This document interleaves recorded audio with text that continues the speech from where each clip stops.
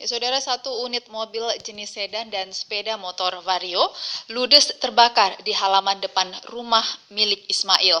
Tidak ada korban jiwa dalam peristiwa itu, namun kerugian mencapai puluhan juta rupiah.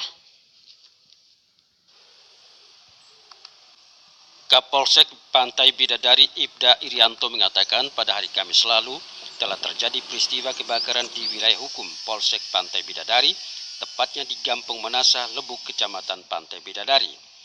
Kapolsek menambahkan sekitar pukul 4 WIB telah terjadi kebakaran satu unit mobil sedan twin cam limbat warna hitam dengan nomor polisi BK 1560. Kebakaran tersebut karena salah seorang yang bernama Ismail sedang menurunkan BBM jenis premium sebanyak 5 jerigen dan tiba-tiba dari bagian bawah mobil tersebut mengeluarkan asap api karena ada minyak. Api yang terus membesar juga menyambar satu unit sepeda motor dan musibah tersebut tidak ada korban jiwa, namun kerugian mencapai puluhan juta rupiah. Dari Aceh Timur, kontributor TVRI melaporkan.